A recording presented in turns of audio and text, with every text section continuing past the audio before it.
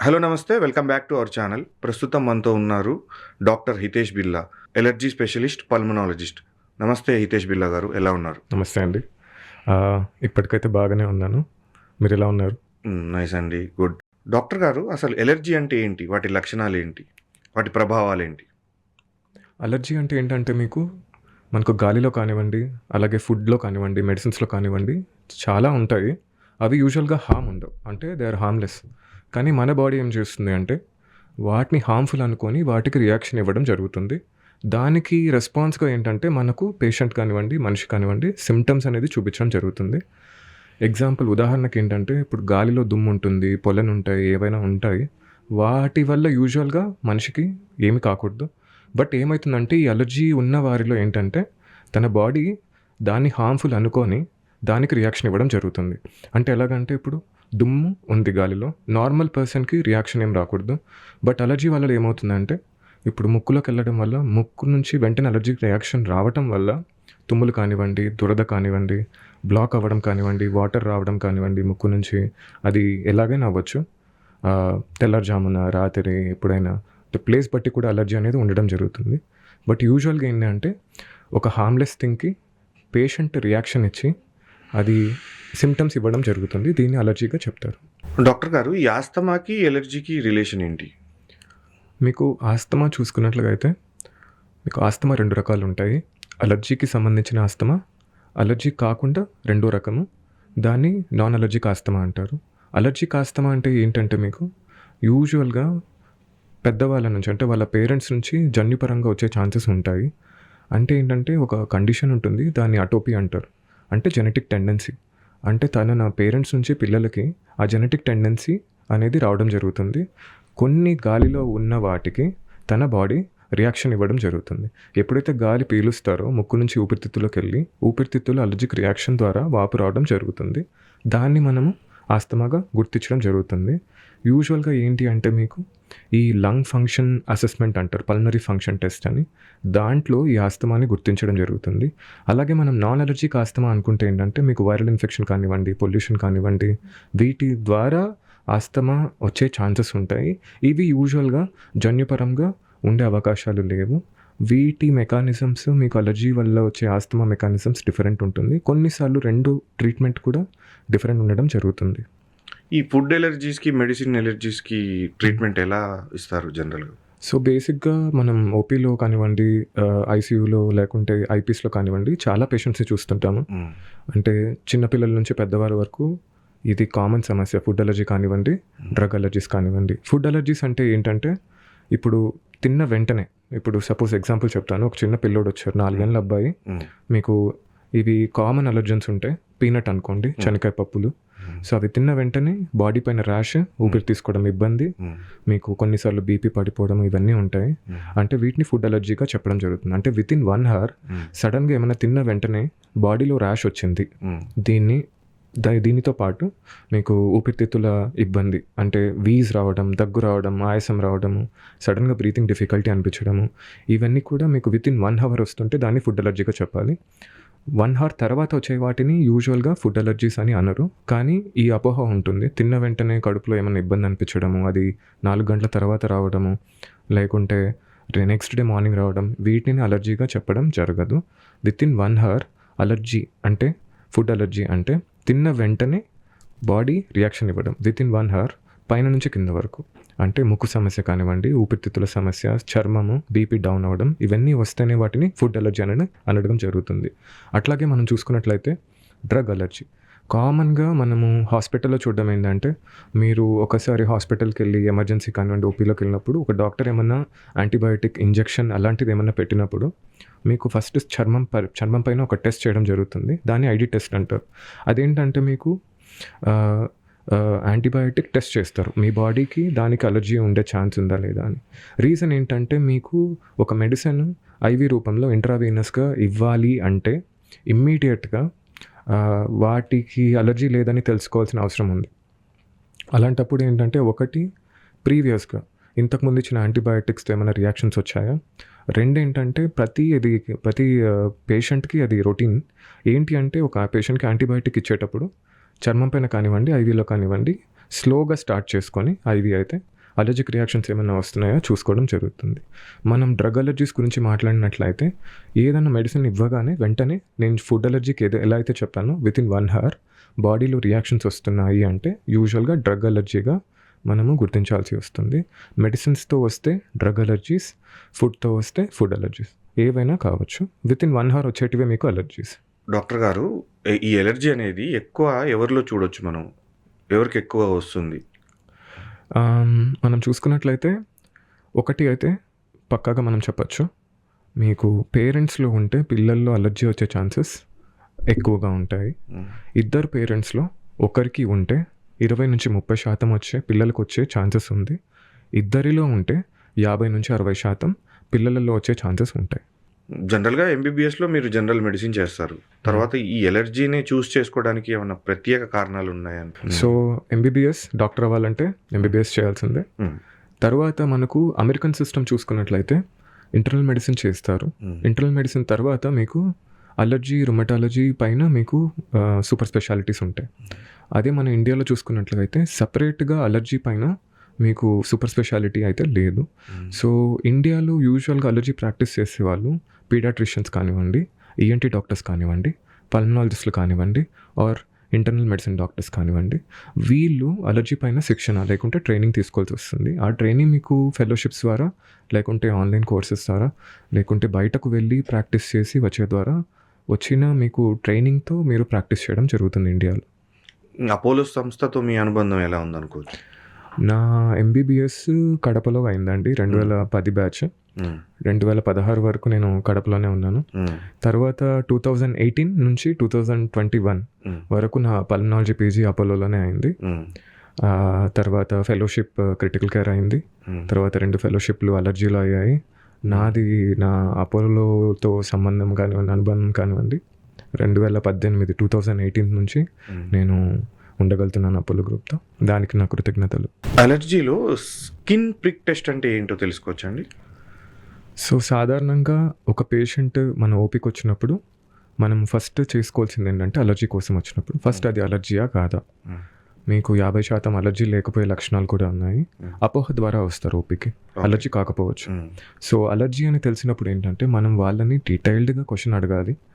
దానికి మనం కొంచెం సమయం కేటాయించాలి. సో అది అలర్జీయా కాదా, ముక్కు అలర్జీయా, లేకుంటే ఆస్తమానా, లేకుంటే ఫుడ్ అలర్జీయా, లేకుంటే స్కిన్ అలర్జీయా, ఇలా మనం వేరియస్ కైండ్స్ ఆఫ్ అలర్జీస్ మనము డీటెయిల్డ్గా ఎవాల్యుయేట్ చేసుకొని ఎంత సివియర్ ఉంది అని చెక్ చేసుకోవాల్సి వస్తుంది. యూజువల్గా స్కిన్ ప్రిక్ టెస్ట్ అంటే ఏంటంటే మనము అడిగిన క్వశ్చన్స్ ద్వారా పేషెంట్ని మనకు క్లూస్ వస్తాయి దేని ద్వారా అలర్జీ అవుతుంది అని. మనము పేషెంట్కి చర్మం పైన ఏదైతే డౌట్ పడుతున్నామో దేనివల్ల అయితే అలర్జీ అవుతుంది అనేసి వాటిని అలర్జెన్స్ అంటారు. వాటిని చర్మం పైన పెట్టి చిన్న నీడిల్తో ప్రిక్ ఇవ్వడం జరుగుతుంది. అది ఏం చేస్తుంది అంటే మీకు అలర్జిక్ రియాక్షన్ స్కిన్లో రావడం అనేది జరుగుతుంది. సైజ్ కానివ్వండి, దురద కానివ్వండి, మీకు సలైన్, హిస్టమిన్ అని 2 కెమికల్స్ అనేవి కూడా ఇవ్వడం జరుగుతుంది. వాటితో కంపేర్ చేసుకొని ఈ అలర్జన్ మీకు క్లినికల్ హిస్టరీతో అంటే పేషెంట్ చెప్పిన దానిలో మనం అనుకున్నది స్కిన్లో వచ్చింది మ్యాచ్ అయిందా లేదా చూసుకొని అది వాళ్ళకు నిర్ధారణ చేయడం జరుగుతుంది. అది మీకు ఇది చర్మ సూది పరీక్ష అంటారు. ఇది ప్రతి అలర్జీ పేషెంట్కి అవసరమయ్యే టెస్ట్. అయితే ఎలర్జీతో బాధపడుతున్న ఈ పేషెంట్స్కి శాశ్వత పరిష్కారం అయితే ఉందనుకోవచ్చా లేదనుకోవచ్చా? ఇలా అది మీకు ఆ క్వశ్చన్ మీకు ఎలాగంటే బెటర్ 2 విధాలుగా చెప్పచ్చు. ఒకటి, అర్లీగా పేషెంట్ వచ్చారు, అర్లీగా లక్షణాలు ఉన్నాయి, మీకు చిన్నపిల్లలు అనుకోండి, లేకుంటే స్టార్టింగ్లో ఉంది అలర్జీ కండిషన్స్ అనుకోండి, అలర్జీ అనే డిసీజ్. సో స్టార్టింగ్లో ఉన్నప్పుడు ఏంటంటే మంచి ఆప్షన్స్ ఉంటాయి, మీకు అవాయిడ్ చేసుకునే ఛాన్సెస్ తెలుస్తుంది, ఏ అలర్జీ ఎలా అవాయిడ్ చేసుకోవచ్చు అని తెలుస్తుంది. దాని ద్వారా అలర్జీని రాకుండా మనం చేసుకోవచ్చు. 2 ఏంటంటే ఆప్షన్స్ ఎక్కువ ఉంటాయి. మీకు స్టార్టింగ్లో అలర్జీ ప్రాబ్లం ఉంది దేనివల్ల అని తెలుసుకున్న తర్వాత మంచి ఆప్షన్స్ అనేది అవైలబుల్ ఉంటుంది. ఒకవేళ ఈ అలర్జీ మీకు 20-30 years అవుతుంది, సివియర్ ఆస్తమాలో ఉన్నారు, లేకుంటే వేరే ఇష్యూస్ ఉన్నాయి, అప్పుడు మీకు డిలే అవ్వడం ద్వారా ఏంటంటే ఆప్షన్స్ తగ్గిపోతాయి. అప్పుడు మీకు ఆప్షన్స్ తగ్గినప్పుడు ఆటోమేటిక్గా మీకు పరిష్కారాలు కూడా తక్కువగా ఉంటాయి. ఎలర్జీ అంటే ఈ శ్వాసకోశ సమస్యలు తీవ్రత కూడా ఎలర్జీకి సంబంధించిన వ్యాధి అని అనుకోవచ్చా? ఇలా రైట్. సో బేసిక్గా మీకు ముక్కు, ఏంటి అంటే లంగ్స్కి రిఫ్లెక్షన్ అంటారు. మీకు స్టార్టింగ్ అలర్జీస్ మీరు చూసుకున్నట్లయితే ముక్కుతోనే స్టార్ట్ అంటే అవుతాయి. ఎలర్జీ వల్ల బ్రీతింగ్ ఇష్యూస్ కూడా తీవ్ర స్థాయికి వెళ్ళొచ్చే అవకాశం ఉందా? ఉన్నాయండి. సో ఏ అలర్జీ అయినా స్టార్టింగ్ ఏంటంటే ఎపిసోడిక్గా వస్తుంది. ఎపిసోడిక్ అంటే మీకు రెండు ఎగ్జాంపుల్స్ చెప్తాను. ఒక ముక్కు అలర్జీ పేషెంట్ ఉన్నారనుకోండి. స్టార్టింగ్లో ఎలా ఉంటుందంటే అప్పుడప్పుడు తుమ్ములు, ముక్కులో నీరు, ముక్కు బ్లాక్ అవ్వడం అప్పుడప్పుడు జరుగుతుంది. దీన్ని ఎపిసోడ్స్ అంటారు. అట్లాగే మనం చూసుకున్నట్లయితే over a period of time స్లోగా అది ఎపిసోడ్స్గా కాకుండా డైలీ డ్యూరేషన్ కానివ్వండి, ఫ్రీక్వెన్సీ కానివ్వండి పెరగడం జరుగుతుంది. అది over a period of time స్లోగా కంటిన్యూగా ఉండే ఛాన్సెస్ ఉంటుంది. సో ఇనీషియల్గా సీజన్లో వచ్చేది త్రూ అవుట్ ద ఇయర్ అయ్యే ఛాన్సెస్ ఉంటాయి. ఇనీషియల్గా రోజులో ఒకసారి వచ్చేది ఇప్పుడు రోజంతా అయ్యే ఛాన్సెస్ ఉంటాయి. సో దీనివల్ల ఏమవుతుంది అంటే పేషెంట్ క్వాలిటీ ఆఫ్ లైఫ్, నిద్ర కానివ్వండి, చేసే పని కానివ్వండి అఫెక్ట్ అయ్యే ఛాన్సెస్ ఉంటుంది. మీకు అలాగే ఎప్పుడైతే ముక్కులో అలర్జీ ఉందో ఇప్పుడు మీరు ట్రీట్ చేయలేకపోతున్నారు అంటే చూపించుకోలేదు డాక్టర్కి అండ్ మీరు ఓన్గా మెడిసిన్స్ తీసుకొని మేనేజ్ చేయడం ద్వారా ఏమవుతుందంటే లంగ్స్కి ప్రోగ్రెస్ అయ్యే ఛాన్స్ ఉంటుంది. దీన్ని లోవర్ ఎయిర్వే ప్రోగ్రెషన్ అంటారు. ప్రతి ముక్కుకి అలర్జీ ఉన్న పేషెంట్ మీకు స్లోగా లంగ్స్కి వెళ్ళి ఆస్తమా అయ్యే ఛాన్సెస్ అయితే ఉంటుంది. ఇందాక మీరు అడిగిన క్వశ్చన్ ఏంటంటే సో అర్లీగా వచ్చే అంటే ఇందాక మీరు అడిగిన క్వశ్చన్కి నేను ఆన్సర్ చెప్పాను. అర్లీగా ఉంటే ఆప్షన్స్ ఎక్కువగా ఉంటాయి. లేట్ అయ్యే కొద్దీ అలర్జీ ఆప్షన్స్ అయితే తగ్గడం జరుగుతుంది. సేమ్ నోస్ దగ్గర ఉన్న ప్రాబ్లమ్ని లంగ్స్ వరకు రాకుండా చూసుకోవాలి. అది ఒక ప్రధాన ప్రక్రియ మీకు అలర్జీలో. ఈ స్టిరాయిడ్స్ వాడటం వల్ల వచ్చే దుష్ప్రభావాలు ఏమిటో తెలుసుకోవచ్చా డాక్టర్ గారు? సో చాలామందిలో అపోహ ఏంటంటే మీకు ఇన్హలేషనల్ కార్టికోస్టెరాయిడ్స్ అంటే మనం ఇచ్చే స్ప్రే ఆస్తమాలో స్టిరాయిడ్స్ ఉంటాయి, అది మేము వాడము. మాకు చిన్న టాబ్లెట్ వస్తుంది, సిట్రిజన్ కానివ్వండి, మాంటెకెల్సీ అనేసి, మాంటెల్యూకాస్ట్ అనేసి, లివోసిట్రిజన్ అనేది పేషెంటే వేసుకోవడం జరుగుతుంది. అది నెట్లో కానివ్వండి, గూగుల్లో కానివ్వండి. లివోసిట్రిజిన్ అనేది జలుబుకు సంబంధించిన టాబ్లెట్ కదా, దానివల్ల. అవునండి. సో మనకు అలర్జీ కెమికల్స్ ఉంటాయి బాడీలో. ఒక అలర్జన్కి ఎక్స్పోజ్ అయినప్పుడు మన బాడీలో రిలీజ్ అయ్యే కెమికల్స్ హిస్టమిన్ అంటారు, ల్యూకోట్రైన్స్ అంటారు. అట్లాగే చాలా కెమికల్స్ ఉంటాయి. ఒక్కొక్క కెమికల్ పైన యాక్ట్ అయ్యే మందులు ఉంటాయి, వాటిని యాంటీహిస్టమిన్స్ అంటారు, ల్యూకోట్రైన్ అంటగోనిస్ అంటారు. అవి మీకు అలర్జీ పైన పనిచేసే మందులు. డాక్టర్ గారు, ఈ ఎలర్జీ మెడికేషన్ దుర్వినియోగం ద్వారా మెడికేషన్ అబ్యూజ్ ఏమైనా జరుగుతుందా? ఖచ్చితంగా అండి. వాటి పరిణామాలు ఏమైనా ఉన్నాయా? అంటే ఖచ్చితంగా ఉన్నాయి. మీకు ఎలా చెప్పాలి అంటే మీకు అలర్జీలో ఈ కెమికల్స్ రిలీజ్ అవుతాయి, హిస్టమిన్ అనేది, అలాగే మీకు ల్యూకోట్రైన్స్ అనేటివి ఈ కెమికల్స్ రిలీజ్ అవుతాయి. అలర్జన్కి ఎక్స్పోజ్ అయిన వెంటనే మన బాడీలో రిలీజ్ అయ్యి మనకు అలర్జీ రియాక్షన్ ముక్కులో కానివ్వండి, చెస్ట్లో కానివ్వండి, స్కిన్ పైన రావడం జరుగుతుంది. సో దీనికి పేషెంట్ యూజువల్గా నేను చూసే పేషెంట్స్ ఏం చేస్తారంటే నా దగ్గర వచ్చే పేషెంట్స్ అందరూ యూజువల్లీ 3-4 years తర్వాతనే వస్తున్నారు అలర్జీ సిమ్టమ్స్ స్టార్ట్ అయ్యి. అంటే ఇనీషియల్గా డాక్టర్ దగ్గరికి వెళ్ళట్లేదు.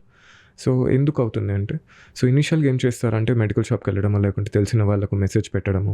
ఇవి ఏమవుతుంది అంటే ఇప్పుడు ఒక పేషెంట్ ఉన్నారు, ముక్కు తుమ్ములు రావడం ఇవన్నీ జరుగుతున్నాయి అండ్ మెడికల్ షాప్కి వెళ్తారు. కామన్గా ఏమవుతుంది, ఒక యాంటీహిస్టమిన్ అంటే మీకు సిట్రిజన్ కానివ్వండి, లేకుంటే మాంటెల్యూకాస్ట్, లివోసిట్రిజన్ అనేవి మీరు ఓవర్ ద కౌంటర్ డ్రగ్స్ మన ఇండియాలో ఇవి ఇస్తున్నారు. సో దీనికి ఇది తప్పని నేను చెప్పాను, కానీ సో పేషెంట్స్ ఏం చేస్తున్నారంటే వీటికి అడిక్షన్ అయ్యే ఛాన్స్ ఉందా? ఖచ్చితంగా అడిక్షన్ అయ్యే ఛాన్స్ ఉంది. నా దగ్గర వచ్చే పేషెంట్స్ అందరూ మీకు 3 to 4 years అంటే ఆల్మోస్ట్ ఎవ్రీడే లివోసిట్రిజన్ కానివ్వండి, సిట్రిజన్ కానివ్వండి తీసుకొనే వస్తున్నారు. అండ్ ఈ 3-4 years తర్వాత నా దగ్గరికి ఎందుకు వస్తున్నారంటే వీటిని ఆపడం ఎలా, వీటికి ఆల్టర్నేటివ్ ఉందా అని అడుగుతున్నారు. అంటే ఇవి ఆపడం వల్ల విత్డ్రాల్ సిమ్టమ్స్ ఏమైనా ఉంటాయా? యూజువల్గా విత్డ్రాల్ సిమ్టమ్స్ ఏమి ఉండవు. మనం ఏంటంటే మీకు ఆల్టర్నేటివ్స్ పెట్టాల్సి వస్తుంది. సో ప్రతిసారి మీకు యాంటీహిస్టమిన్ రోల్ ఉండదు అలర్జీలో. యూజువల్గా ముక్కు అలర్జీ అనుకోండి, వాటికి ఇంట్రానాజల్ కార్టికోస్టెరాయిడ్ స్ప్రేస్ అని ఉంటాయి. అవి మీకు డ్రగ్ ఆఫ్ చాయిస్, అంటే అవే ఇవ్వాలి మీకు ముక్కు అలర్జీ ఉన్నప్పుడు. అలాగే ఆస్తమాలో ఇన్హలేషనల్ కార్టికోస్టెరాయిడ్స్ రోల్ ఎక్కువ ఉంటుంది. అంతేగాని యాంటీహిస్టమిన్స్ వల్ల మాంటెల్యూకాస్ట్ ఆర్ లివోసిట్రిజన్ మిగతా మాత్రల వల్ల మీకు అప్పటికప్పుడు ఇంప్రూవ్మెంట్ రావచ్చు, కానీ లాంగ్ టర్మ్లో ఖచ్చితంగా ప్రాబ్లం అయ్యే ఛాన్సెస్ ఉంటాయి. ఈ ఆస్తమా పేషెంట్లు వచ్చేసి ఇన్హేలర్లు వాడుతుంటారు, వాటి వల్ల ఏమన్నా డ్యామేజ్ జరిగే అవకాశం ఉందా? అంటే ప్రమాదకరమా ఇన్హేలర్లు? సో చాలామంది నేను చూస్తున్న పేషెంట్స్ రాగానే ఫస్ట్ క్వశ్చన్, సార్ నాకు ఇన్హేలర్ ఎందుకు ప్రిస్క్రైబ్ చేస్తున్నారు అనేసి అంటారు. సో 2 నెలల తర్వాత మళ్ళీ వస్తారు, వాళ్ళు వాడరు. అది ఎందుకు జరుగుతుందో తెలియదు. బట్ మళ్ళీ మన రోల్ ఏంటంటే బేసిక్గా మీరు అడిగిన క్వశ్చన్కి ఇన్హేలర్స్ వల్ల ప్రమాదం ఉందా అంటే లేదు. సో ఇన్హేలర్స్కి ఆల్టర్నేటివ్ ఏంటి అంటే స్టిరాయిడ్స్ టాబ్లెట్స్ అయితే పక్కా కాదు. ఎందుకు అంటే మీకు ఒక టాబ్లెట్ మీరు స్టిరాయిడ్ రూపంలో తీసుకోవాలంటే అది మిల్లీగ్రామ్స్లో ఉంటుంది. అది మీరు తీసుకున్నాక కడుపులోకి వెళ్ళి దాని నుంచి రక్తంలోకి వెళ్ళి దాని నుంచి ప్రతి కణం పైన స్టిరాయిడ్ ప్రభావం అయితే ఉంటుంది. అదే మీరు ఇన్హేలర్ అయితే ఏంటంటే, ఇప్పుడు ఇన్హేలర్ ఏంటంటే డైరెక్ట్గా స్ప్రే, అండ్ దాంట్లో మీకు స్టిరాయిడ్ డోస్ అనేది మైక్రోగ్రామ్స్లో ఉంటుంది. అండ్ మీకు ప్రాబ్లం లంగ్లో ఉన్నప్పుడు బ్లడ్ ద్వారా కడుపులోకి వెళ్ళి బ్లడ్ ద్వారా మళ్ళీ లంగ్స్కి వచ్చి మిగతా కణాల పైన ప్రభావం పడేదానికన్నా ఎక్కడైతే ప్రాబ్లం ఉందో అక్కడికే మనము ఇన్హేలర్ ద్వారా మెడిసిన్ ఇస్తున్నాము, అది కూడా మైక్రోగ్రామ్స్లో ఇస్తున్నాము. సో దానివల్ల సైడ్ ఎఫెక్ట్స్ అంటే చాలా తక్కువ, యూజువల్గా అసలు ఉండవనే చెప్తాను కరెక్ట్గా యూస్ చేస్తే. డాక్టర్ గారు, ఈ ఎనాఫిలాక్సిస్ అంటే ఏంటి? దీనికి ఎలర్జీకి ఏమన్నా సంబంధం ఉందా? అనాఫిలాక్సిస్ అంటే ఏంటంటే, మీకు ఒకేసారి బాడీలో అలర్జీ సెల్స్ ఏమైతే ఉంటాయో మాస్ట్ సెల్స్ అనేటివి బాడీ అంతా సిస్టమిక్ కెమికల్ రిలీజ్ జరుగుతుంది. ఈ సిస్టమిక్ కెమికల్ అంటే ఏంటంటే ఓవరాల్గా బాడీలో అన్ని చోట్ల ఈ కెమికల్స్ అనేవి రిలీజ్ చేయడం జరుగుతుంది. ఈ మాస్ట్ సెల్స్ అనేవి ట్రీగ్రాన్యులేషన్ చేయబడతాయి. దానివల్ల వచ్చే కెమికల్స్ బాడీ అంతా అలర్జిక్ రియాక్షన్ ఇవ్వడం జరుగుతుంది.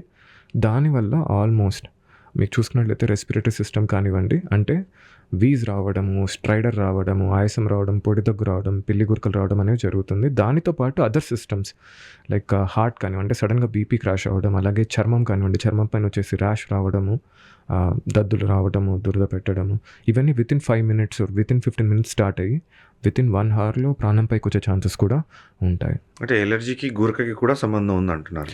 అలర్జీకి గురకకు సంబంధం ఉందా అంటే ఉంది. ఇది మనం చిన్నపిల్లలలో చూస్తుంటాము. ఎట్లాగంటే మీకు ముక్కు అలర్జిక్ రైనైటిస్ అంటారు. చిన్నపిల్లల్లో డస్ట్ మైట్ కానివ్వండి, పొలెన్ కానివ్వండి, కాక్రోచ్ అలర్జీస్లో ఈ ముక్కు అనేది లోపల వాపు ఉంటుంది. సో మన బాడీ మొత్తానికి, మన లంగ్స్కి సరిపోయే గాలి ఈ చిన్ని రంధ్రాలు నాస్ట్రిల్స్ ద్వారా వెళ్ళడం జరుగుతుంది. ఈ నాస్ట్రిల్స్ లోపల ఉన్న టర్బినేట్స్ కానివ్వండి, లోపల ఉన్న మ్యూకోజా కానివ్వండి, ఈ అలర్జీలో వాపు రావడం జరుగుతుంది. ఈ వాపు వచ్చినప్పుడు ఏంటంటే మనకు సాధారణంగా ఉన్న ప్యాసేజ్ నాస్ట్రిల్స్, వాటి డయామీటర్, వాటి సైజ్ తగ్గడము అండ్ ఖచ్చితంగా గురకొస్తుంది. ఈ అలర్జీలు ఏంటంటే అడినాయిడ్స్ అనేటివి మనం చిన్నపిల్లల్లో చూస్తుంటాం. ముక్కు వెనకాల భాగంలో టాన్సిల్స్ మన గొంతులో ఎలాగైతే వస్తాయో అడినాయిడ్స్ ముక్కు వెనకాల భాగంలో వచ్చే ఛాన్సెస్ ఉంటాయి. వీటి వల్ల పిల్లలకు గురకొచ్చే ఛాన్సెస్ ఉంటాయి. అడినాయిడ్స్ కానివ్వండి, టాన్సిలైటిస్ వచ్చే పేషెంట్స్లలో మనము అలర్జీ ఎవాల్యుయేషన్ కూడా చేసుకోవాలి. ఎలర్జీ స్పెషలిస్ట్గా మీకేమైనా ఛాలెంజింగ్ అనిపించిన కేసు ఏమైనా ఉందా మీ కెరియర్లో? రీసెంట్గా నేను ఒక 55 years ఫీమేల్ పేషెంట్ని చూడడం జరిగింది. ఓకే. తనకేంటంటే మీకు ఆల్మోస్ట్ 20-25 yearsగా ఆస్తమా ఉంటుంది. తను హౌస్ వైఫ్. అంటే ఇంట్లోనే గాలిలోనే ఏదో అలర్జన్ అనేది ఉండడం జరుగుతుంది. అది రెగ్యులర్గా తనకు తీసుకోవడం వల్ల, అంటే ప్రాపర్ ప్రికాషన్స్ లేకపోవడం వల్ల, ఇన్హేలర్ యూస్ చేయకపోవడం వల్ల ఈ ఆస్తమా అనేది సివియర్ స్టేజ్కి అయితే రీచ్ అయింది. అది మీకు యూజువల్గా ఏంటంటే మనకు జీనా గైడ్లైన్స్ అని ఉంటాయి ఆస్తమాలు. అంటే ఏంటంటే పేషెంట్ వచ్చినప్పుడు ఎలా ఉన్నారు, వాళ్ళ లక్షణాలు ఏంటి, రీసెంట్గా ఈ మెడిసిన్స్ ఇన్హేలర్స్ ఎలా వాడుతున్నారు, డోస్ ఎట్లా ఉంది, వాటిని బేస్ చేసుకొని మనము మెడిసిన్ పెట్టడం జరుగుతుంది. సో ఇది మనకు అప్పర్ లిమిట్ 5 steps అనేసి ఉంటాయి. ఈ 5 స్టెప్ వరకు వెళ్ళిన తర్వాత మనకు ఆప్షన్స్ తక్కువ అవుతాయి. అలాంటప్పుడు ఏంటంటే మీకు ఇన్హేలర్ ఎక్కువ డోస్ పెట్టినా అంత రెస్పాన్స్ ఉండదు. ఇలాంటప్పుడు ఓరల్ స్టిరాయిడ్స్ ట్రై చేస్తాం. ఓరల్గా కూడా స్టిరాయిడ్ ఇవ్వడం జరుగుతుంది. సైడ్ ఎఫెక్ట్స్ ఎక్స్ప్లెయిన్ చేశాక బెనిఫిట్స్, రిస్క్ అసెస్ చేసుకొని మనము స్టిరాయిడ్స్ ఇవ్వడం జరుగుతుంది. అండ్ అంత మెడిసిన్స్ పెడుతున్నా కూడా పేషెంట్కి అంత ఇంప్రూవ్మెంట్ రాలేదు. అండ్ పేషెంట్కి ఈ పాయింట్లో దెందువల్ల అలర్జీ వస్తుందో కూడా తెలియదు. సో ఇలాంటప్పుడు ఏంటంటే మనకు బయోలాజికల్స్ అని ఒక ఆప్షన్ ఉంటుంది. ఆ బయోలాజికల్స్ ఆప్షన్ ఏంటంటే ఈ అలర్జీలో రిలీజ్ అయ్యే కెమికల్స్కి పనిచేస్తాయి. యాంటీబాడీస్ లాగా, మోనోక్లోనల్ యాంటీబాడీస్ అంటారు. అవి మీకు కొంచెం ఎక్స్పెన్సివ్ ఉంటాయి. అండ్ మీకు నేనేం చెప్పాలనుకుంటున్నానంటే, ఒక ఆస్తమాని అలర్జీని స్టార్టింగ్లో డయాగ్నోస్ చేయకపోతే మీకు ఇన్హేలర్ వల్ల కూడా అంత రెస్పాన్స్ రాకపోదు. అండ్ అట్లాగే స్టిరాయిడ్స్ వాడుతున్నా కూడా రెస్పాన్స్ రాదు. ఓరల్గా తీసుకుంటున్నా మీరు ఈ ఇంజెక్షన్స్ వరకు వెళ్ళడం జరుగుతుంది. సో దీన్ని బట్టి ఏంటంటే మనం చూసుకోవాల్సింది, అలర్జీ మనం స్టార్టింగ్లో చూసుకోవాలి. ఎప్పుడైతే మనం డిలే చేస్తున్నామో మనకు ఆప్షన్స్ తగ్గుతాయి. అండ్ బయోలాజికల్స్ కానివ్వండి వాటి వరకు వెళ్ళి అప్పటికి మనకు ఎందువల్ల అలర్జీ వస్తుంది అని తెలుసుకునే ఆప్షన్స్ కూడా తగ్గిపోతాయి. సో అలర్జీ తెలుసుకోవాలి, దేనివల్ల వస్తుందని, దాన్ని అవాయిడ్ చేసుకోవాలి, డాక్టర్ని రెగ్యులర్గా ఫాలోఅప్ చేసుకోవాలి. మనకు ఆప్షన్స్ మంచిగా ఉంటాయి. ఈ ఆస్తమా పేషెంట్స్ ఈ ఇన్హేలర్ అనేది కంపల్సరీ క్యారీ చేయాల్సిందేనా? ఒకవేళ ఇన్ కేస్ వాళ్ళు ఎప్పుడన్నా మిస్ చేస్తే ఇది ప్రాణాంతకరమా? మీకు ప్రతి పేషెంట్కి ఆస్తమాలో స్టార్టింగ్లో అవసరం ఉండదు. స్టార్టింగ్‌లో ఏంటంటే ఎప్పుడు అవసరమో అప్పుడు ఇవ్వడం జరుగుతుంది ఇన్హేలర్. సపోజ్ ఒక ఎక్సర్సైజ్ చేస్తున్నప్పుడు ముందు కానివ్వండి, లేకుంటే కొంతమందికి సీజనల్ ఆస్తమాస్ ఉంటాయి. అంటే ఆ సీజన్‌లో ఒకటే వాడమని చెప్తారు. లేకుంటే ఏదన్నా ఎక్స్‌పోజర్ తర్వాత అలర్జీ వస్తుందని తెలిసినప్పుడు ముందుగానే ఇన్హేలర్, లేకుంటే ఇమ్మీడియేట్‌గా సింప్టమ్స్ వచ్చినప్పుడు ఏసుకోవడం అనేది జరుగుతుంది. ఇది కేవలం పేషెంట్ సింప్టమ్స్ పైన డిసైడ్ అవ్వాలి. ఇన్హేలర్ ఎంత పెట్టాలి ఏంటి అని. ఖచ్చితంగా పేషెంట్‌కి, ఆస్మా పేషెంట్‌కి ఇన్హేలర్స్ అనేది చాలా హెల్ప్ అవుతాయి. ఆ డిసీజ్‌ని మీకు లోపల ఉన్న వాపుని తగ్గించాలంటే ప్రెజెంట్ ఇన్హేలర్స్ ఒకటే వితౌట్ సైడ్ ఎఫెక్ట్స్ మనకు మార్గం అనేసి మనం చూసుకోవాలి. అండ్ ఇన్హేలర్స్ అనేవి కరెక్ట్‌గా వాడాలి. టెక్నిక్ అనేది చాలా ఇంపార్టెంట్. చాలామంది ఏం చేస్తారంటే మనము ఇన్హేలర్స్‌లో రోటా క్యాప్స్ అని ఉంటాయి. ఆ క్యాప్సూల్స్ ఇచ్చినప్పుడు వాళ్ళు నోటి ద్వారా తీసుకుంటారు. మీకు ఆ రోటాహేలర్ అనే డివైస్ వస్తది. దాంట్లో పెట్టుకొని మనము యూజ్ చేయాల్సొస్తది. అలాగే స్ప్రే అంటే పేషెంట్ ఎఫర్ట్ సరిపోదు కొన్నిసార్లు. అప్పుడు మనం స్పేసర్ అనేది యూజ్ చేయాల్సొస్తుంది. అండ్ యూజ్ చేసిన ప్రతిసారి మనం నోట్లో నీరేసుకొని క్లీన్‌గా నోటిలో ఉన్న మెడిసిన్ ఏదైతే ఉంటదో ఇన్హేలర్ యూజ్ చేసిన తర్వాత దాన్ని ఉమ్మివేయడం జరగాలి. అలాగే ఇప్పుడు పేషెంట్ ఇన్హేలర్ తీసుకోలేకపోతున్నారు. శక్తి లేదు. అలా అనుకున్నప్పుడు ఏంటంటే మనం నెబులైజర్ వాడాల్సి వస్తది. బట్ ఇవన్నీ డాక్టర్ పర్యవేక్షణలోనే చేసుకోవాల్సొస్తుంది. డాక్టర్ గారు, ఈ ఎలర్జీ అనేది ఎంత ప్రమాదకరం? వాటికి తగిన జాగ్రత్తలేంటి? అలర్జీ ఎంత ప్రమాదకరం అంటే ఇగ్నోర్ చేస్తే ఖచ్చితంగా ప్రాబ్లమ్ అయితుంది. ఇష్టం వచ్చినట్లు మెడిసిన్స్ వాడితే ఖచ్చితంగా ప్రాబ్లమ్ అయ్యే ఛాన్సెస్ ఉంటుంది. అన్నీ డాక్టర్ పర్యవేక్షణలో చూసుకోవాల్సి వస్తుంది. ఫస్ట్ థింగ్ ఏంటంటే మీది అలర్జీయా కాదా చూసుకోండి. తర్వాత ఎందువల్ల అలర్జీ వస్తుంది అనేది చాలా ఇంపార్టెంట్. మీరు అలర్జీ అవాయిడ్ చేస్తే మీ ప్రాబ్లమ్ ఉండదు. అలర్జీని అవాయిడ్ చేస్తే మీ ప్రాబ్లమ్ అనేది రాదు. ఇప్పుడు ఎలా చెప్పాలి అంటే అలర్జీ అనేది ఏంటి అంటే మీకు ప్లేస్‌కి సంబంధించిన ప్రాబ్లమ్. మనము ఏరో అలర్జీ అంటారు. అంటే గాలి ద్వారా వచ్చే ప్రాబ్లమ్ అయితే ప్లేస్‌కి సంబంధించిన ప్రాబ్లమ్. ఇప్పుడు కొంతమంది ఉంటారు. ఇండియాలో ఇక్కడికి వచ్చినప్పుడు ఈ పార్ట్‌కి వెళ్ళినప్పుడు నాకు సింప్టమ్స్ వస్తున్నాయి. అదే మా ఊర్లో మేము యూఎస్‌లో ఉంటాము. మాకు యూఎస్‌కి వెళ్ళినప్పుడు సింప్టమ్స్ అనేది ఏమీ ఉండవు. అంటే ఇక్కడ ఏంటంటే ప్లేస్ చేంజ్ అయినప్పుడు సింప్టమ్స్ కూడా చేంజ్ అవుతున్నాయి. అంటే ప్లేస్‌లో గాలిలో మీకు ఏదో ఉంటుంది. దానివల్ల మీకు అలర్జీ లక్షణం అనేది వస్తుంది. సో అదేంటో మీరు తెలుసుకోవాలి first. So allergen identification is very important. దీని ద్వారా మనం అలర్జన్ని ఎక్స్‌పోజర్‌ని అవాయిడ్ చేసుకుంటే మనకు లక్షణాలు ఉండవు. మెడిసిన్ యూజ్ కూడా తగ్గుతుంది. ఇది డిలే చేసినట్లుగా అయితే అలర్జన్ ఐడెంటిఫికేషన్ మీకు తెలియకపోవడం వల్ల, మీరు డిలే చేయడం వల్ల జరిగినట్లుగా అయితే ఈ అలర్జీ ప్రమాదకరమయ్యే ఛాన్స్ ఉంటుంది. మీకు కొన్నిసార్లు ఇంజెక్షన్స్ కానివ్వండి, బయోలాజికల్స్ కానివ్వండి అంతవరకు కూడా ప్రోగ్రెస్ అయ్యే ఛాన్సెస్ ఉంటుంది. ఈ ఎలర్జీ ఇష్యూస్ వల్ల, పల్మనాలజీ ఇష్యూస్ వల్ల ఏమన్నా డెత్ ఇష్యూస్ జరిగాయా? అంటే ఇగ్నోర్ చేయడం వల్ల కేసెస్ ఉన్నాయా అంటే? అలర్జీని కరెక్ట్‌గా ఐడెంటిఫై చేసి దేనివల్ల తెలుస్తుంది అని తెలిస్తే అలర్జీ డెత్‌ని మనము అలర్జీ వల్ల డెత్ అనేది యూజువల్‌గా అవ్వదు. బట్ మనం చూసుకున్నట్లయితే సివియర్ ఫార్మ్స్ ఆఫ్ అలర్జీ ఇందాక మనం మాట్లాడినట్లు అనాఫిలాక్సిస్ అంటారు. అక్కడ మీకు బాడీలో 3-4 సిస్టమ్స్ ఒకేసారి అలర్జీ అఫెక్ట్ అవ్వడం జరుగుతుంది. దానివల్ల ప్రాణంపైకి వచ్చే ఛాన్సెస్ ఉంటుంది. బట్ యూజువల్‌గా అనాఫిలాక్సిస్ అనేది ఐవీ మెడికేషన్స్ అంటే మనము మెడిసిన్స్ తీసుకునేటప్పుడు అలర్జీ ఉంటే చెక్ చేసుకోకుండా ఇచ్చినట్లయితే సడన్‌గా ఐవీ లైన్ అంటే మనకు ఐవీ ద్వారా ఇచ్చే మెడిసిన్ ద్వారా సడన్‌గా మెడిసిన్ బ్లడ్ స్ట్రీమ్‌లోకి వెళ్ళి ఇమ్మీడియేట్‌గా మీకు బాడీలో ఉన్న కెమికల్స్ అన్నీ అలర్జీ పైన ఉన్న కెమికల్స్ అన్నీ కూడా రిలీజ్ అవ్వడం వల్ల ప్రాణంపైకి అయ్యే ఛాన్సెస్ ఉంటాయి. అట్లాగే ఇప్పుడు చిన్నపిల్లల్లో మనం చూసుకున్నట్లయితే పీనట్ అలర్జీ చాలా కామన్ అలర్జన్. పీనట్ తిన్న వెంటనే ప్రాబ్లమ్ అవ్వడం, ఊపిరి తీసుకోవడం కష్టం అవ్వడం ఇవన్నీ ఉండడం జరుగుతుంది. అండ్ వాటిని కొన్నిసార్లు మీరు ఫుడ్ అలర్జెన్స్ ఉంటే బెటర్ అవాయిడ్ చేసుకోవడం బెటర్. అండ్ డాక్టర్ పర్యవేక్షణలో మీరు ఫస్ట్ ఇది అలర్జీయా కాదా చెక్ చేసుకొని దానికి ఎలాంటి జాగ్రత్తలు తీసుకోవాలి. సపోజ్ పీనట్ ఉంటే పీనట్ని అవాయిడ్ చేయాలా, పీనట్ని ఇవ్వాలా, ఇవన్నీ డాక్టరే చెప్తారు. అట్లాగా పీనట్ అనే కాదు, మీకు డ్రై ఫ్రూట్స్కి ఉంటాయి కొన్నిసార్లు. మీకు కౌస్ మిల్క్ అలర్జీ ఉంటుంది, ఎగ్కి ఉంటుంది, షెల్ ఫిష్కి ఉంటుంది, ప్రాన్స్ అలర్జీ ఉంటుంది. చాలా అలర్జీస్ ఉంటాయి. వాటిని నిజమైన అలర్జీయా కాదా ఫస్ట్ చెక్ చేసుకోండి. తర్వాత వాటికి ఏం జాగ్రత్తలు తీసుకోవాలి, వాటిని ఎలా అవాయిడ్ చేయాలి, ఇవి అవుట్గ్రో అవుతాయా లేవా. అవుట్గ్రో అంటే అలర్జీస్ పోతాయా, ఫుడ్ అలర్జీస్ పోతాయా లేవా, ఇవి మీరు డాక్టర్ ఆర్ ప్రొఫెషనల్ దగ్గర ఒపీనియన్ తీసుకోవడం ఖచ్చితంగా ఇంపార్టెంట్. లేకపోతే ఇదే ఫుడ్ అలర్జీస్ ప్రాణంపైకి వచ్చే ఛాన్సెస్ కూడా ఉంటాయి. ఇప్పుడు ఈ విమాన ప్రయాణాల్లో చాలామందికి ఏంటంటే బ్రీత్ ఇష్యూస్ వస్తుంటాయి. వీటికి ఎలర్జీకి ఏమైనా సంబంధం ఉందా? ఖచ్చితంగా 2-3 ఆస్పెక్ట్స్ ఉన్నాయండి. మీకు ఒకటి ఏంటంటే వన్స్ ఫ్లైట్ టేక్ ఆఫ్ అయిన తర్వాత వాళ్ళకు కొంచెం హైట్కి వెళ్ళిన తర్వాత కొంచెం బ్రీత్ అనీజీ అవ్వటం, బ్రీత్ ఆడకపోవటం, వీటికి ఈ పల్మనాలజీకి ఏంటి ఈ డిపార్ట్మెంట్ ఏమైనా రిలేషన్ ఉందా? ఖచ్చితంగా ఉన్నాయి. 3-4 ఇష్యూస్ ఉన్నాయి. లంగ్స్ విషయంలో తీసుకుంటే మీకు ట్రావెల్ చేసిన వెంటనే ట్రావెల్ చేస్తున్నప్పుడు ఇమ్మీడియట్గా ఆయాసం వచ్చింది. అప్పుడు మనం ఫస్ట్ రూల్ అవుట్ చేసుకోవాల్సింది ఏంటంటే మీకు న్యూమోథెరాక్స్ అంటారు. కొన్నిసార్లు లంగ్స్ పైన బబుల్స్ ఉంటాయి మీకు. అవి సడన్‌గా ప్రెషర్ చేంజెస్ వల్ల రప్చర్ అయ్యి, గాలి లీక్ అయ్యి, ఈ మీకు ఊపిరితిత్తు చిన్నగా అయిపోయి హార్ట్‌ని పుష్ చేసి బీపీ డౌన్ అవ్వడము, ఆయాసం పెరగడము, సడన్‌గా ఆయాసం రావడం జరుగుతుంది. ఇది మీకు ఒక లైఫ్ థ్రెటనింగ్ కూడా అయ్యే ఛాన్సెస్ ఉంటాయి సడన్‌గా గుర్తించకపోతే. అలాంటి టైంలో ప్యాసింజర్ అయినా, పేషెంట్ అయినా తీసుకోవాల్సిన జాగ్రత్తలేంటి? సో ఫస్ట్ థింగ్ మీకు ప్రతి మీరు ట్రావెల్ చేసేటప్పుడు ఖచ్చితంగా హెల్త్ ప్రొఫెషనల్ ఉంటారు. ఇమ్మీడియట్గా చెప్పాలి పేషెంట్కి. ఇది కొన్నిసార్లు స్మోకర్స్లో కూడా చూడటం జరుగుతుంది. అండ్ 2 ఏంటంటే ఇది ఒక పల్మనాలజీ ఆస్పెక్ట్. అండ్ సాధారణంగా అలర్జీతో దీనికి సంబంధం ఉందా ఈ ఆయాసం రావడము ట్రావెల్ చేసేటప్పుడు అనుకుంటే ఖచ్చితంగా ఉండే ఛాన్సెస్ ఉంటాయి. మీకు అలర్జీ, యాంగ్జైటీ అనేవి కూడా మీకు అలర్జీ ఉన్న పేషెంట్స్లో యాంగ్జైటీ చాలా కామన్గా చూస్తాం. అంటే ఈ యాంగ్జైటీ పేషెంట్స్లో బ్రీతింగ్ ఇష్యూస్ కూడా రావచ్చు. ఖచ్చితంగా వచ్చే ఛాన్సెస్ ఉంటాయి. మీకు ట్రావెల్ అనేది మీకు ఒక యాంగ్జైటీ యాక్చువల్లీ.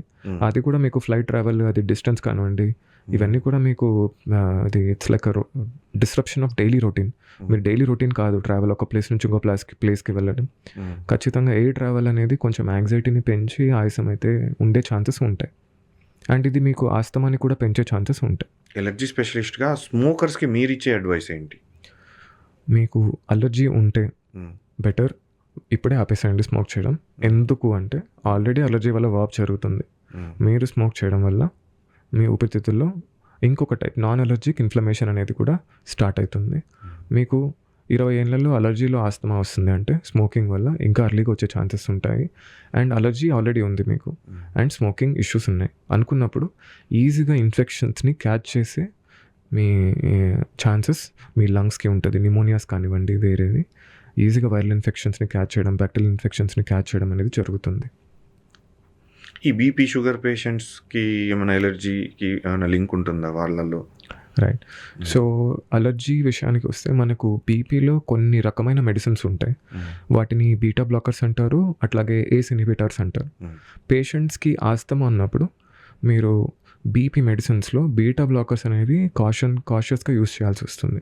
సో ఫస్ట్ మీకు ఎనీ డాక్టర్ మీరు వెళ్ళినప్పుడు ఫిజిషియన్ కానివ్వండి, కార్డియాలజిస్ట్ కానివ్వండి, నెఫ్రాలజిస్ట్ కానివ్వండి, ఫస్ట్ వాళ్ళు మీకు ఆస్తమా ఉందా అని అడుగుతారు బీపీ చెక్ చేసేటప్పుడు. ఒకవేళ మీకు బీపీ ఉంటే, ఎందుకు అంటే బీటా బ్లాకర్స్ అనేటివి కామన్గా బీపీలో యూస్ చేసే మెడిసిన్స్.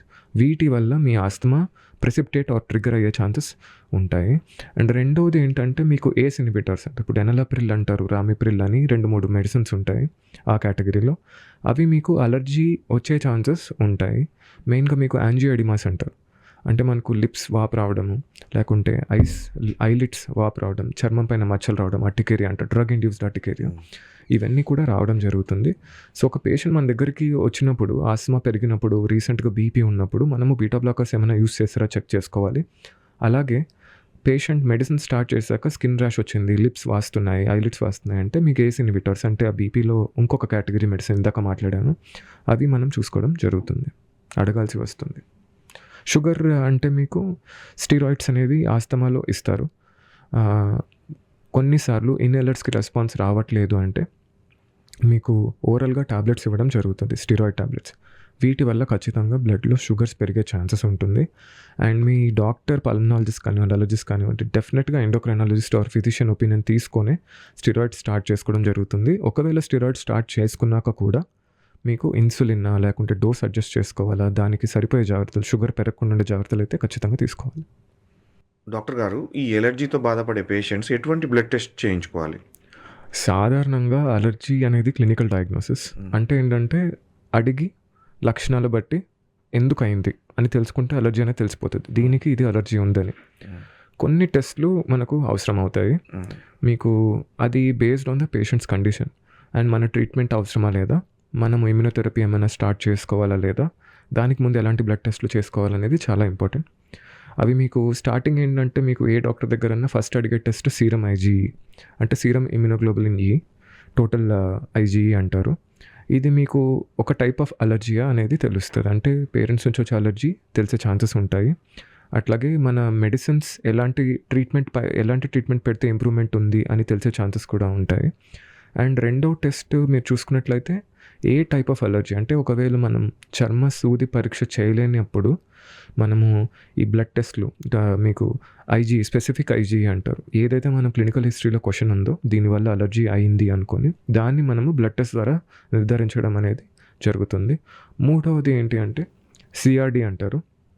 అంటే మనకు కాంపోనెంట్ రిజాల్వ్ డయాగ్నోస్టిక్స్ అంటే ఏంటంటే మీకు సో ఇప్పుడు డస్ట్ మైట్ అనుకోండి, అంటే దుమ్ములో డస్ట్ మైట్ ఉంటుంది. ఆ డస్ట్ మైట్లో డిఫరెంట్ కాంపోనెంట్స్ ఉంటాయి మీకు 1 నుంచి 23 కాంపోనెంట్స్.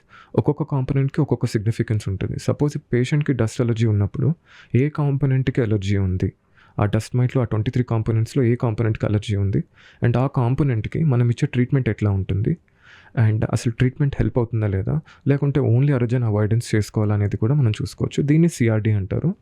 బ్లడ్ టెస్ట్లు అలర్జీలో కొంచెం ఎక్స్పెన్సివ్, బట్ అవసరం అయితేనే చేసుకోవాల్సి వస్తుంది ప్రొఫెషనల్ ఆర్ డాక్టర్ చెప్పినప్పుడు. ఇప్పుడు మీరు ఒక పల్మనాలజిస్ట్ అండి. పల్మనాలజిస్ట్ అంటే మీరు లంగ్ డిపార్ట్మెంట్. లంగ్స్కి రీప్లేస్మెంట్ ఉందా పూర్తిగా పాడైన తర్వాత? అంటే ఈ స్మోకర్స్లో లంగ్స్ ప్రాబ్లం వస్తుంది, ఒకవేళ వాళ్ళకి లంగ్ రీప్లేస్మెంట్ అసలు అవకాశం ఉందా?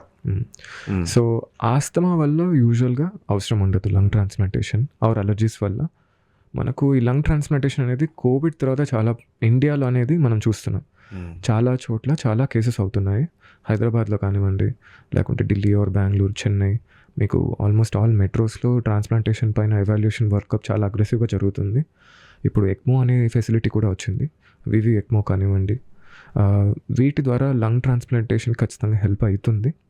అండ్ లంగ్ ట్రాన్స్ప్లాంటేషన్ అనేది అదొక సపరేట్ ఎంటిటీ అండ్ అదొక సపరేట్ కేటగిరీ. అందరికీ లంగ్ ట్రాన్స్ప్లాంటేషన్లు యూజువల్గా అవసరం ఉండదు.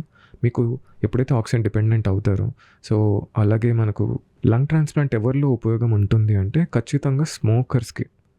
ఎండ్ స్టేజ్ లంగ్ డిసీజ్ అంటారు, సిఓపిడి. అది మీకు ఎప్పుడైతే ఎనీ లంగ్ కండిషన్ క్రానిక్గా ఎక్కువ రోజుల నుంచి ఉన్నప్పుడు హార్ట్ పైన కూడా ఒత్తిడి పడడం జరుగుతుంది. అప్పుడు మీకు లంగ్ ట్రాన్స్ప్లాంట్తో పాటు కార్డియాక్ ట్రాన్స్ప్లాంటేషన్ కూడా చేసుకోవాల్సి వస్తుంది. లంగే ఓన్లీ స్మోకర్స్ అని నేను చెప్పను, కొన్ని కండిషన్స్ ఉంటాయి. ఐఎల్టీస్ అంటారు, ఇంటర్స్టిషియల్ లంగ్ డిసీజ్ కానివ్వండి. ఈ రెండిటి పైన ఇప్పుడు ఎక్కువ లంగ్ ట్రాన్స్ప్లాంటేషన్ జరుగుతుంది. ఐ థింక్ కోవిడ్ తర్వాత చాలా ఈ లంగ్ ట్రాన్స్ప్లాంటేషన్ అనేది చాలా అవగాహనలోకి వచ్చింది. ఒక ఆప్షన్ అయితే మనకు ఫ్యూచర్లో ఖచ్చితంగా రిజర్వ్డ్ ఉందా అండి. 2 లంగ్స్ పాడైతే నెక్స్ట్ ఏంటి అంటే లంగ్ ట్రాన్స్ప్లాంటేషన్ వైపు ఆలోచించే అవకాశాలు ఫ్యూచర్లో ఇప్పుడు కూడా ఉన్నాయి. చాలామందికి హార్ట్ స్ట్రోక్ వచ్చినప్పుడు ఈ లంగ్స్లోకి వాటర్ వచ్చేసాయి, కార్డియాక్ అరెస్ట్ అయింది, సిపిఆర్ చేయాల్సి వచ్చింది అంటారు. వాటి పరిణామాలు ఏంటి, అసలు రిలేషన్ ఏంటి వాటి మధ్య? సో లంగ్స్ హార్ట్స్ రెండు బెస్ట్ ఫ్రెండ్స్ అండి. లంగ్కి ఏమన్నా అయితే రైట్ హార్ట్ అఫెక్ట్ అవుతుంది, హార్ట్కి ఏమన్నా అయిందంటే లంగ్స్ అనేవి అఫెక్ట్ అవుతాయి. సో ఒకటి అఫెక్ట్ అయితే ఆపోజిట్గా. సో లంగ్స్ హార్ట్స్ అనేటివి 2 బెస్ట్ ఫ్రెండ్స్.